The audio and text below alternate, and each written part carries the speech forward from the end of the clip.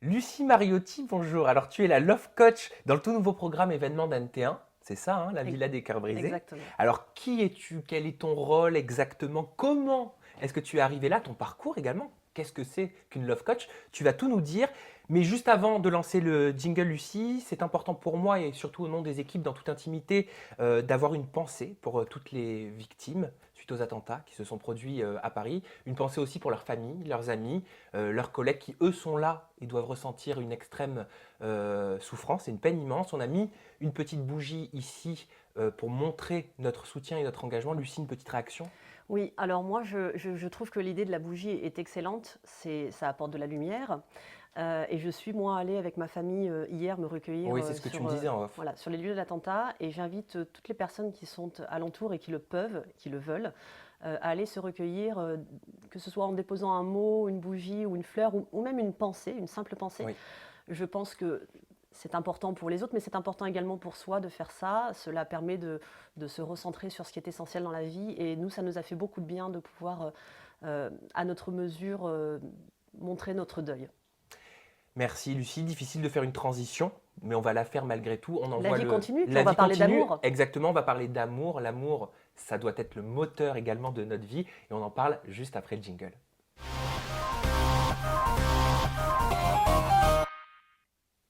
Donc la Villa des Cœurs Brisés, qu'on retrouve du lundi au vendredi à 17h30 sur la chaîne NT1, c'est bien ça. Un programme novateur créé en France, c'est important de le dire, hein, créé par A Production, Exactement. avec du digital, il y a des tas de choses. Enfin bref, on n'a jamais vu ça. Moi perso, j'adore le programme. Mais Lucie, donc c'est toi qui es la Love Coach dans ce programme et qui vient en aide aux candidats, tu les aides apparemment à trouver l'amour. Est-ce que tu peux nous expliquer en quoi consiste réellement ta fonction dans Mhm. l'émission? J'ai la chance en effet d'être la love coach des célibataires de la Villa des Cœurs Brisés et ma fonction c'est de les accompagner dans leurs relations sentimentales. On sait que ces célibataires qui ont souffert sentimentalement parlant sont venus ici pour trouver l'amour et réparer leur cœur, brisé en l'occurrence. Oui. Et j'ai le plaisir et la chance de pouvoir les accompagner dans ce processus. Donc on avance pas à pas ensemble, la main dans la main, soit tous ensemble, soit en entretien individuel, au travers d'exercices, de conversations, de mise en situation et de cas Voilà, c'est la pratiques. question que j'allais te poser. Donc, ce sont des candidats qui sont sentimentalement blessés, qui ont également une certaine notoriété qui peut peut-être les fausser au niveau de leur relation amoureuse. Donc, ça, c'est quoi? C'est vraiment le postulat de départ? C'est le postulat de départ, c'est-à-dire que l'idée de départ d'Antoine Henriquet, c'était de sélectionner des célibataires qui avaient fait des téléréalités et qui, lors de ces téléréalités, avaient montré une souffrance sentimentale certaine, et de leur proposer de participer à cette création d'émissions afin qu'ils puissent penser, réparer leurs blessures et penser leur situation sentimentale actuelle. Après, il faut peut-être pas oublier que les candidats de télé-réalité sont quand même les Ils peuvent rois être et les reines différents. en la matière pour savoir orchestrer des buzz et faire parler d'eux. Généralement, souvent, on va pas voilà, faire de généralité, mais souvent ils participent à des émissions pour la mise en lumière et pour être montrés. Est-ce que ça a changé ta façon de travailler, justement, de prendre en compte Alors, je me suis clairement posé la question et c'est une question que j'ai posée chez la production. Je leur ai dit voilà à quel point ils sont sincères dans leur démarche. Et eux, lors du casting, ça a été un point de vérification et de test très important. Ils ont vraiment sélectionné des célibataires qui avaient très envie de travailler sur eux. Alors évidemment, il y avait le souhait de faire de la télé, mais comme c'était mon souhait également, faire de la télé, Mhm. il ne faut pas se mentir, l'idée c'était également l'exposition médiatique. Mais derrière, il y avait une vraie recherche personnelle et il y avait un véritable objectif amoureux. Et je m'en suis rendu compte dès le premier jour du tournage. Dès le Et il premier n'y a jour pas du tournage, je m'en suis d'élimination, rendu hein, je compte. crois. Il n'y a pas d'élimination Absolument dans pas, on n'est cette pas dans un jeu. télé-réalité. Voilà, ça veut dire que si le candidat, si on les appelle les célibataires, hein, les 10 candidats Exactement. sélectionnés, si le célibataire trouve l'amour, qu'est-ce qui se passe? C'est son choix. C'est un choix personnel qu'il fait. Soit il reste dans la villa, soit il la quitte. Et il y a en effet des célibataires qui ont eu à faire ce choix pendant l'émission. Est-ce qu'il y en a qui ont quitté donc le programme prématurément justement parce qu'ils pensaient peut-être avoir eu un coup de cœur ou avoir rencontré la personne parfaite pour eux? C'est arrivé. Il y a des candidats qui ont quitté l'émission parce qu'ils ont eu l'impression tout simplement d'avoir atteint leur objectif, d'avoir rencontré l'amour. Ils ne sentaient plus la nécessité de rester dans le programme. Et ce Ça qui est fait une très bonne chose. bien évidemment, je veux dire, ça assoit le programme au niveau de sa Exactement. crédibilité. C'était le but. Est-ce qu'il y a un bilan sans spoiler qui est fait à la fin peut-être? Est-ce qu'on Oui, se dit, bon tiens, le concept a fonctionné parce que tant de personnes sont reparties en couple avec telle ou telle personne? oui, alors le bilan s'est fait de manière un peu plus générale que ça, c'est-à-dire qu'on ne s'est pas dit la réussite équivaut à un nombre certain de couples. Il D'accord? y a des couples qui se sont formés, bien évidemment, mais même pour les personnes à qui ça n'est pas arrivé, qui ne se sont pas mis en couple, le bilan a de toute façon été positif puisque tout le monde est allé à sa rencontre. Ils ont tous pu se rencontrer, avancer sur leur projet personnel et leur projet amoureux en l'occurrence. Et aucun des candidats, aucun des célibataires de la villa est sorti de cette villa de la même manière qu'il y était entré. D'accord. Chacun a changé. Grosse nouveauté également dans le programme, alors ça j'adore ça. Moi aussi. Je m'en lave les mains, tu sais de quoi je vais Moi te parler. aussi, j'ai adoré. Le 2.0 et le digital, c'est la première fois dans un programme télé que Ouais. les textos Ouais. sont proposés aux téléspectateurs. C'est quand C'est même génial. juste une nouveauté Ouais. énorme en France. Ouais. Comment est-ce que toi tu as appréhendé cette technique et est-ce que ça t'a servi justement à étudier le comportement des différents célibataires présents au Mexique? Énormément. Alors en fait, les célibataires ont pu recevoir chacun d'entre eux un téléphone. Donc c'était leur téléphone portable à eux ou Alors il était non, fourni? ce sont des téléphones qui leur ont été fournis par la production et qui avaient, Ouais. qui avaient cet objectif pur de pouvoir communiquer entre Recenser eux. les textos. Voilà, exactement. Ils pouvaient communiquer entre eux ou avec moi. C'est-à-dire qu'au besoin, moi j'étais joignable 24 heures sur 24, en théorie, parfois je dormais quand même, pour un besoin et une demande d'un des célibataires ou d'une des célibataires de la villa. Ça a été extrêmement positif et extrêmement efficace.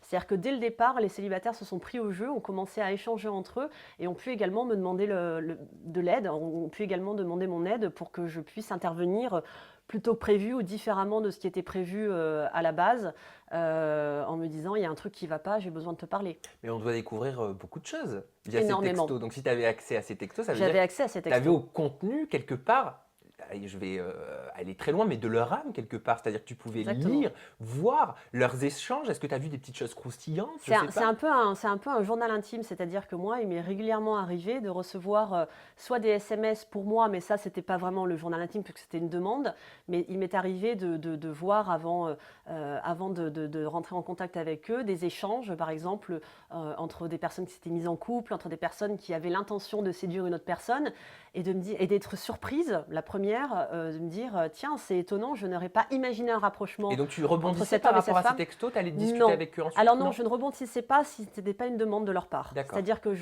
j'y avais accès, c'était une donnée pour moi, une information hyper importante parce que ça me Précieuse. permettait d'avoir une analyse, mais je ne rebondissais pas s'ils ne le demandaient pas. Mais la plupart du temps, voire 100% des cas, ils le demandaient. Et bien évidemment, on imagine que les candidats étaient au courant Bien que sûr. les textos allaient être lus par la production Ah bah et bien par sûr. toi en tant que love coach Bien également. sûr, et puis pour moi, c'était hyper important que dans cette émission, une déontologie soit respectée, et c'est la condition principale qui a Oui. fait que j'ai accepté cette émission, c'était que j'estimais Il n'y a pas de piège. il n'y avait pas de piège, c'était important. On était dans quelque chose, on était dans un accompagnement de coaching, donc dans quelque chose de bienveillant, et c'est resté Bien toujours sûr. très bienveillant, ce qui est une chose très Bien importante sûr, pour bien moi. évidemment. Tu étais également, donc tu étais avec 10 candidats, Ouais. 10 candidats stars de télé-réalité. On a forcément des petits chouchous. Oui, bien sûr. Mais bien sûr, je veux dire, c'est normal, même aujourd'hui, que ce soit moi à titre professionnel, c'est-à-dire des personnes avec qui j'ai eu plus d'affinité, des personnes avec qui il était plus facile de travailler, mais également à titre humain, parce que c'est pas parce que je suis coach que je mets une frontière, j'ai aussi des sentiments, et il y a des personnes que j'ai particulièrement appréciées, et il y a des personnes avec Quelles qui sont ça a les été plus personnes que tu difficile as de travailler. particulièrement appréciées? J'ai particulièrement apprécié de travailler avec Marie Garé, Oui. qui est une célibataire exceptionnelle parce que c'est quelqu'un qui a très envie de travailler sur elle-même, donc elle avait vraiment On sent qu'il y a une véritable démarche volontaire. une Voilà. grande force. En fait, c'est une femme qui a beaucoup fait parler par rapport à ses larmes. Pour moi, Elle les avait sorti larmes. également un livre. Oui, oui. Pour moi, les larmes sont une bonne chose. C'est quelque chose qui permet. C'est une physiologie extraordinaire de la vie. Ça permet tout simplement de lâcher D'extérioriser. d'exulter et de lâcher un certain stress. Donc c'est très bien fait. Et c'est quelqu'un qui n'hésite pas à parler de soi. Et c'est quelqu'un qui n'hésite pas à se mettre en danger en sortant de sa zone de confort. Donc elle a Elle a toujours beaucoup accepté. pleuré, Marie Garé, Non. dans cette émission, parce qu'elle pleure beaucoup généralement. Oui. Et alors pleure là, les beaucoup larmes habituellement. de Non, Marie? bah, cette fois-ci, et elle l'a dit quand elle est arrivée dans l'émission, elle a dit cette fois-ci je vais beaucoup moins pleurer, et c'est ce qu'elle a fait, et ça prouve à quel point elle a de la force et de la ressource en elle. Donc Marie Garé, ça a été Une une de tes candidate petites chouchous, qui d'autre? que j'ai beaucoup appréciée. Il y en a d'autres que j'ai beaucoup appréciées également, mais il y a des personnes avec qui, comme je t'expliquais, ça a été un peu plus compliqué, et ça a été notamment un peu plus compliqué au départ pour finir finalement sur une belle rencontre amicale Oui. avec Élodie, Ah, Euh, Elodie Ortiz qui était en Secret ouais, Story 8. exactement, exactement, avec qui il y a même eu à un moment donné un clash, hein. Ah, il y a eu un clash avec Elodie? Il y a eu un clash entre elle et moi, c'est-à-dire qu'à un moment donné, Oui, je parce lui qu'elle avais a remis. l'habitude de dire ce qu'elle pense, hein. Et moi Et on aussi, l'embrasse. donc. Et puis bon, finalement, on s'est réconciliés, mais c'est allé très loin, c'est allé très Mais loin. c'est-à-dire, c'est allé très loin, raconte-nous, Ah dis-en-nous ben, un petit peu à tel plus. point qu'à un moment donné, on a failli toutes les deux se dire on arrête là, c'est pas possible qu'on travaille C'est-à-dire, ensemble, elle a elle et failli moi. quitter l'aventure, Elodie? Et moi aussi. Enfin, en tout cas, ne plus travailler avec elle. Oui, mais t'étais la love coach, elle peut pas Oui. ne pas vouloir travailler avec toi. Et moi, je ne peux pas non plus ne pas vouloir travailler avec Donc, elle. Donc, comment à un ça s'est moment donné, on passé? a juste été emportés émotionnellement, elle et moi, parce qu'à un moment donné, je regroupais en fait tous les élèves de la villa. Et à un moment donné, je lui ai fait une remarque piquante, mais sur l'humour, qu'elle n'a pas comprise et qu'elle a mal pris. Et moi, j'ai continué mon pitch. Elle a quitté le plateau à ce moment-là. Moi, j'ai continué ce que j'avais à dire aux autres célibataires. Et ensuite, je suis allée lui parler pour voir ce qui s'était passé et pourquoi elle avait réagi de manière tellement forte. Et là, elle a refusé de me parler. Et moi, j'ai dit, bah, si tu me refuses de me parler, il n'y a aucun souci, on arrête là et on ne parlera plus. Et quelle a Donc, été ça a l'issue de été, tout ça? bah, l'issue de tout ça, c'est qu'on est tombé dans les bras l'une de l'autre et qu'on s'est excusé mutuellement en pleurant quasiment. Et aujourd'hui, Et aujourd'hui, on est comme ça. c'est une Et c'est personne que tu quelqu'un, apprécies, ouais, c'est une Elodie? personne que j'apprécie fondamentalement parce que c'est une des personnes les plus humaines que j'ai eu à rencontrer lors de ce tournage. Et c'est une personne vraiment exceptionnelle qui a le don de l'amour et le don du cœur. Et une personne qui a d'autres dons, c'est Thierry également. Mais alors lui, Ah c'est oui. le don de nous faire rire. Le don de l'humour. Le don de l'humour. Comment t'as fait pour travailler avec Thierry? Donc on l'a vu aussi dans Qui veut épouser mon fils sur Ouais. TF1. Je l'avais suivi moi dans Qui veut Et épouser voilà, mon donc tu fils. l'avais suivi. Thierry qui adore les petites jeunes. Pourtant, il est Ouais. quand même dans. Il a, voilà, il est pas vieux, mais il est mature. Il est. Oui, ne dis pas vieux parce que mon Non, non, mari non, a non, son non. âge et il le prendrait mal. Non, non, non, il n'est pas vieux du tout. On l'adore, on l'embrasse. Il Thierry, est très s'il- jeune. S'il nous regarde. Mais voilà, je veux dire, comment est-ce que tu lui as fait comprendre peut-être qu'il fallait qu'il aille vers des jeunes femmes plutôt que des jeunes filles? Exactement. Bah, d'ailleurs, ça a été le propos du premier épisode et de la première séquence qui a été tournée Oui, on l'a avec vu. lui, où en l'occurrence, je lui ai tendu un petit piège gentil. Encore une fois, je dis piège, mais ce sont des exercices et l'idée, c'est de les confronter à Tu leur l'as confronté à réalité. une jeune femme qui s'appelle Jessica. Exactement. Je lui ai présenté Jessica, qui est une toute jeune fille, pour le coup, pas une jeune femme. Et évidemment, il a sauté sur l'occasion d'avoir un rendez-vous avec elle, sans jeu de mots. Oui, oui, oui, mais je n'en voyais Sans jeu pas. de mots graveleux. Il a sauté sur l'occasion d'avoir un rendez-vous avec elle et forcément à l'issue du rendez-vous, ce qui s'est passé, c'est qu'il a senti qu'elle n'était pas totalement enthousiaste ou totalement motivée. Donc il est rentré un petit peu tout penaud à la Eh villa. oui, cette Jessica donc, a donc quitté, n'a pas continué l'aventure. Oui, alors oui et non. Ah. C'est un peu plus compliqué que ça parce que si tu veux, Jessica, c'est une histoire à rebondissement Oui. parce que finalement, elle a quitté Thierry en disant qu'elle ne souhaitait pas qu'elle ne souhaitait pas le re-rencontrer, mais elle a été rappelée. Elle a été rappelée, mais par qui? Un Par peu la plus production, tard. un des candidats? Ah non, elle n'est jamais rappelée par la production. Ah, Rien n'a c'est été le choix écrit. du C'est un célibataire. choix d'un candidat. Donc c'est qui? On sait que Jessica, tu l'avais présentée, si je me souviens bien, Oui. à Ricardo et Stéphane de Secret Story Oui. 8. Et il y avait également Thierry. Donc est-ce que c'est un des deux, Ricardo ou Stéphane? À ton avis? Moi, j'imagine bien Stéphane. Eh ben non. Donc c'est C'est Ricardo qui l'a rappelé. Ricardo a rappelé Ricardo est Jessica. venu me voir et m'a dit voilà, écoute, je pense que je n'ai pas donné sa chance à Jessica, qui pourrait être une jeune femme qui me conviendrait, et j'aimerais bien que tu la rappelles. Donc j'ai rappelé personnellement Jessica et je lui ai demandé si elle était OK pour revenir et pour avoir une date avec Ricardo, et elle a dit oui, et donc ils ont eu une date ensemble. Et moi, j'ai une question là qui me vient. Comment tu faisais pour sélectionner ces prétendants et ces prétendantes qui venaient rencontrer les célibataires? Parce qu'ils sont rapatriés au Mexique. Exactement. Comment est-ce que tu as travaillé en amont? Ça s'est fait en amont. Voilà, comment tu as fait? Tu as sélectionné par rapport au profil de chacun? Comment tu as fait ça? Alors en fait, non, ça a été l'équipe de casting qui s'est occupée de ça. Moi, j'ai validé les profils, c'est-à-dire que je suis arrivée dans un second temps, c'est-à-dire qu'au départ, A Production a sélectionné un nombre certain de célibataires pouvant prétendre à rencontrer l'amour avec les célibataires de la villa. Et ensuite, moi, j'ai rencontré ces prétendants de sorte à valider leur profil en disant ça, cette personne, ça peut convenir, cette personne ne peut pas convenir, et notamment en termes de sincérité, pour vérifier que le but n'était pas Bien de faire sûr. la télé, mais le but était réellement de rencontrer l'amour. Donc sincérité notamment par rapport aux candidats qu'ils souhaitaient rencontrer. D'accord. Donc là, on parle d'amour depuis tout à l'heure, mais généralement, qui dit amour, enfin, je suis désolé, hein, mais qui dit amour dit sexe également. Est-ce qu'il y a du Ah ben sexe? ça fait partie inhérente de la Est-ce relation qu'il y a eu amoureuse. du sexe dans la villa des cœurs brisés? Alors oui, il y a eu des relations et des rapprochements charnels, intimes, sensuels entre célibataires, entre prétendants, ce qui est une chose normale et saine. Et oui, il y en a eu. Qui, par exemple? Motus et bouche cousue. Il faut Je regarder. tente, Mais je c'est tente. très bien, c'est très bien. Donc, Mais je ne peux pas le dire parce que ça fait partie des relations intimes et de toute façon, je suis tenue par le secret professionnel, c'est-à-dire que tout ce qui n'est pas filmé, je ne peux pas en parler. Mais oui, il y a des relations sensuelles créées entre les célibataires très et les bien. prétendants. Merci, Lucie. Maintenant, on va s'intéresser à ton parcours et il est ultra rempli. Donc, tu es love coach. Donc, Oui. ça, ta fonction n'a pas été improvisée par à qui que ce soit parce que tu es une véritable coach en séduction certifiée. Mm. Certifiée, ça veut dire quoi? Alors ça veut dire que j'ai étudié pour apprendre mon métier et que je suis allée suivre des cours de coaching en relations sentimentales. Donc j'ai été Donc, dans une on école. peut avoir un diplôme de love Ça coach? n'est pas un diplôme, c'est une certification puisque c'est une formation. Mais aujourd'hui, à l'époque, moi, ça n'existait pas. Mais aujourd'hui, il existe des diplômes qui ont été faits par HEC, Paris 8, qui sont de grandes écoles que tout le monde connaît parce que le métier de coaching est en train de se professionnaliser, ce qui est une très bonne chose. Mais comment est-ce qu'on en vient à devenir coach en Ah, séduction, coach en amour? Parce que ça veut tout et rien dire. ouais. Mais C'est très galvaudé comme terme. oui, voilà, c'est pour ça que je veux vraiment qu'on explique quelle est ta fonction dans la vie de tous les jours, parce que c'est ton métier. Ouais, alors ma fonction dans la vie de tous les jours, c'est de me réveiller le matin et de rencontrer des personnes, des hommes, des femmes ou des couples, et de les accompagner pour qu'ils soient le plus heureux possible et le plus épanoui possible dans leur relation sentimentale. Donc si c'est un couple par exemple, c'est les aider à traverser une passe difficile. Par exemple, un couple qui n'en peut plus et qui soit divorcé, c'est leur proposer peut-être d'utiliser l'énergie qu'ils mettraient dans leur divorce à se reconquérir mutuellement. Ça peut être rencontrer un homme célibataire amoureux de sa collègue de travail mais qui est extrêmement timide et qui est incapable de trouver le moyen de l'aborder. Ça peut être rencontrer une femme qui souhaite se remettre d'une rupture sentimentale dont elle souffre particulièrement. Voilà. Donc ça, Ça, c'est c'est les mon motifs métier au pour lesquels quotidien. les personnes font appel à toi, Oui, généralement. oui, reconquérir son ex, se remettre d'une rupture. Mais alors, comment tu fais pour juger de la fiabilité d'une situation, te dire, voilà, ok, parce que parfois, quand on est dans ce sentiment d'amour, quand on est pris par cet élan de passion et d'émotion, on dit souvent que l'amour rend aveugle, mais Oui. parfois pas pour les bonnes raisons.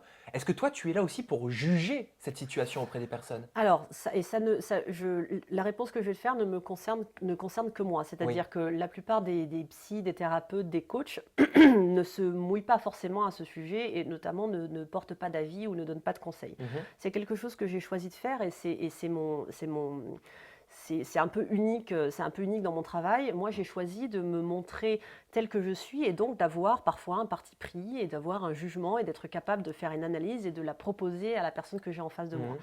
Mhm. C'est tout simplement le fait que j'ai étudié la psychologie et le coaching qui fait Il que faut je suis être psy capable. également pour être love coach? Pas du tout. Les gens peuvent. Alors, c'est mieux quand même quand Il y a on une a part de étudié la psychologie. Oui, c'est-à-dire que moi, j'ai étudié la psychologie à Paris 8 parce que pour moi, c'était essentiel, mais ça n'est pas obligatoire. Il y a même D'accord. des coachs aujourd'hui en séduction qui n'ont aucune formation si ce n'est d'être des bons séducteurs. Et c'est pour ça que moi, je dis que je suis love coach et non pas coach en séduction parce que ce sont pour moi deux métiers Très différents. bien. C'est-à-dire, je fais de la séduction, mais je fais du love coaching dans sa globalité, c'est-à-dire que j'accompagne également sur la séduction, mais surtout sur l'amour. Donc, si tu veux, moi, dans mon métier, j'ai un parti pris et je suis capable de me mouiller et de dire à quelqu'un, cet homme que vous souhaitez reconquérir ou cet homme que vous souhaitez, enfin, ce couple que vous essayez de sauver, pour moi, c'est un couple dysfonctionnel dans lequel vous ne devriez pas être aujourd'hui parce Parfois, que c'est ça peut quelque être très chose qui vous malsain, ça peut détruire également. Exactement. Par exemple, on en parle beaucoup actuellement, ça fait beaucoup partie de l'actualité, les pervers narcissiques, hommes et femmes Ah bah d'ailleurs. ça. Il n'y a pas que des hommes, il n'y a pas que des. Enfin, voilà. Il y a Oui, oui. également des femmes qui le sont. Donc, moi, je trouve ça important qu'une personne professionnelle puisse faire profiter de son expertise en disant à quelqu'un, là, moi, ce que je vois professionnellement et dans mon expertise, c'est quelque chose qui est négatif et déconstructif pour vous. Très bien. C'est essentiel. Combien ça coûte tout ça? Si on veut faire appel à toi, si moi par exemple, voilà, je t'appelle, je te dis Lucie, voilà, je veux reconquérir mon ex, je suis complètement désemparé, combien Combien ça ça va coûte me coûter? J'imagine que tu as des formules. Exactement. Alors j'ai des formules sur mon site, je propose des formules qui sont D'ailleurs, on le des- rappellera, des- ton site à la fin, c'est www.loveisinparis.com. Exactement, bravo. Qui m'est venue de la chanson Love's in the Air. Un jour en voiture avec mon mari, je cherchais un nom pour mon site et j'ai entendu ça et j'ai dit mais non, l'amour est à Paris. Et donc c'est devenu Love's in Paris. Mais oui, on peut me contacter via mon site où j'ai des formules qui sont proposées, mais la plupart du temps finalement ces gens s'inspirent des formules, mais me demandent de la personnaliser parce que leur problème évidemment est unique, donc je fais des formules uniques. Mais en gros, les formules par téléphone qui durent 1 heure coûtent 70 € et en face à face à Paris, ça coûte 100 €. 100 €. Donc j'ai Voilà. lu par exemple, si moi je veux récupérer mon ex, ce qui n'est pas le cas, hein, je vous rassure, mais c'est juste un exemple, Mais tu comme ça on va pourrais. partir de ce postulat, ça me coûterait 300 €. La formule complète, c'est ça? Ça veut dire Ex- si je veux récupérer mon ex, Exactement. je paye 300 €. C'est un service, c'est tout à fait normal, ça Exactement. je le remets pas en question. Mais quelle est la viabilité Alors, qu'est-ce que toi tu me garantis? Alors voilà, justement, donc dans le métier de thérapeute, de psy, de coach, normalement, on n'a pas de garantie parce que les psychiatres, les psychologues, etc., ont une obligation de moyens, mais pas de C'est résultats. pas magique. C'est pas magique. C'est-à-dire que voilà, le principe, c'est que la personne va donner tous ses efforts et va donner toute son expertise et toute son analyse pour t'aider. Maintenant, moi, quand je propose cette formule à 300 euros, par exemple, pour récupérer son ex, c'est un accompagnement sur du long terme, je ne la fais jamais signer seule. C'est-à-dire qu'avant tout, je propose une première séance qui dure 45 minutes, lors de laquelle je fais un diagnostic de la situation D'accord. et je ne signe pas la formule si pour moi, ça n'est pas faisable.